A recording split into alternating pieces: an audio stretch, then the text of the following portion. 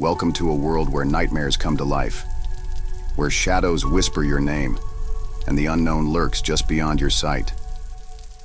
Tonight, I will take you on a journey into a story so chilling, so unsettling, that you may never look at the world the same way again.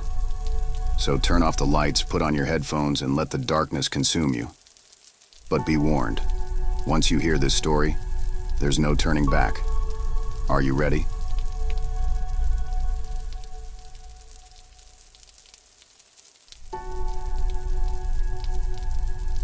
Jake, Lisa, Daniel, and Emily arrive at the old house by the lake, eager for a weekend getaway. The house, untouched for years, stands ominous under the moonlight.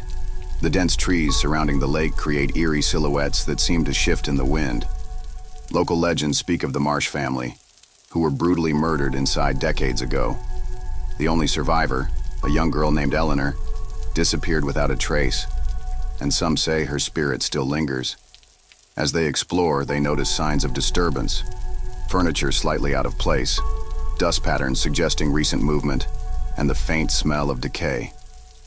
Lisa, sensitive to the supernatural, feels an intense dread. Daniel dismisses the stories as mere folklore, but Jake and Emily remain wary.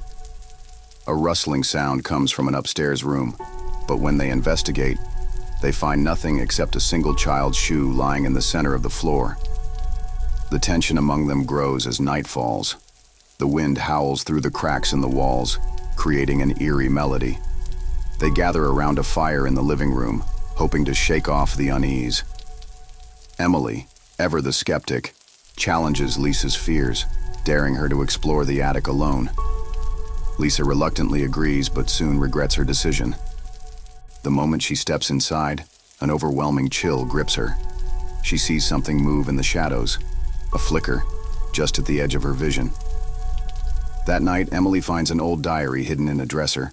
It belonged to Eleanor and describes nights of terror, warning the reader to leave before they wake up. As she reads aloud, a sudden chill fills the air, and the house seems to shudder.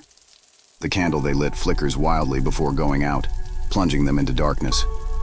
A whisper, barely audible, snakes through the silence.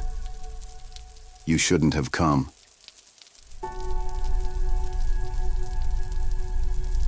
The night takes a sinister turn when Jake vanishes without a trace.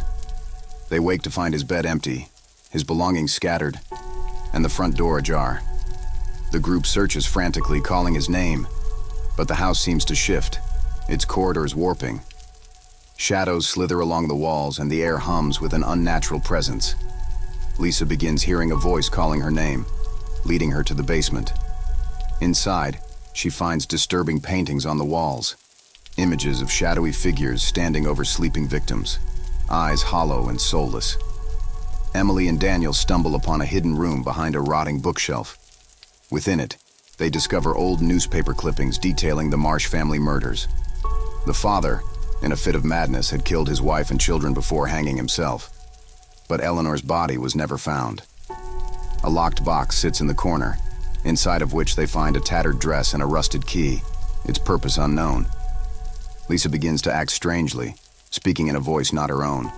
She mutters cryptic phrases, warning them that the house doesn't forget. When they try to leave, the doors slam shut. A sinister presence fills the air.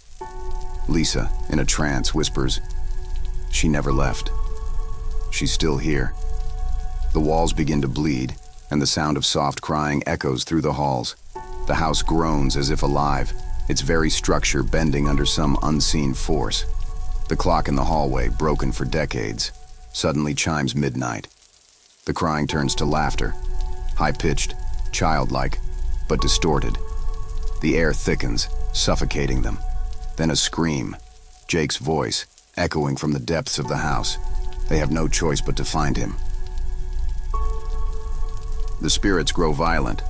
Jake's distant screams echo through the walls, but when they find him, his face is twisted in horror, lifeless eyes staring at nothing. Claw marks cover his body, as though he had fought something unseen. His fingers are bloodied, as if he had tried to claw his way out of something. His body is cold, but a faint pulse remains. He is alive, but barely. Lisa is possessed by Eleanor's spirit, revealing the truth. Eleanor had survived, but at a cost. The spirits of her murdered family tormented her, trapping her soul within the house. Now she seeks to escape, needing a body to take her place. Lisa's body contorts unnaturally, her eyes rolling back as she speaks in a voice not her own. Daniel holds her tightly, pleading with her to fight whatever has taken over. Emily reads from Eleanor's diary, hoping to break the spell. The house trembles as shadows scream and dissipate. The walls crack, revealing skeletal remains buried within them. The house moans as though alive, its dark energy unraveling. Lisa collapses, unconscious, as the house begins to fall apart.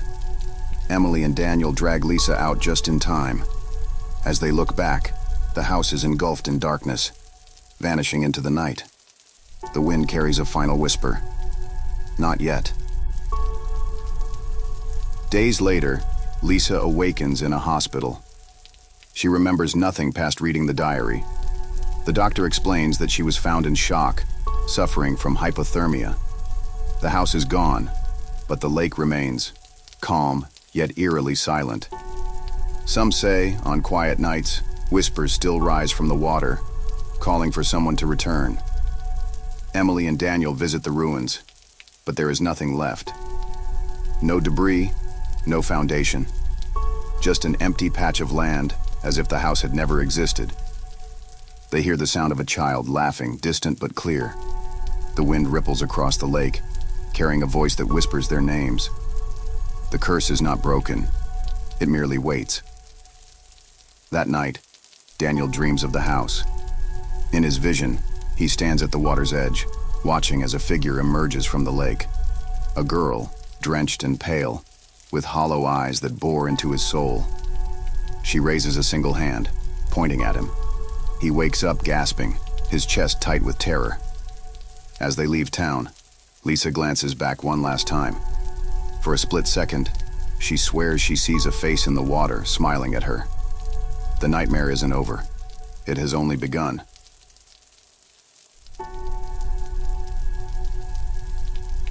And that brings us to the end of this terrifying tale. But remember, sometimes stories like these are more than just fiction. Sometimes they are warnings, whispers from the past, echoes of something that still lingers in the dark. Perhaps you've heard similar stories before, dismissed them as mere legends. But what if they were true? What if someone, somewhere, is experiencing this horror right now? So the next time you hear a strange noise in the middle of the night, a faint whisper when no one is around, don't ignore it, because you never know what might be watching, waiting, just beyond the veil of darkness.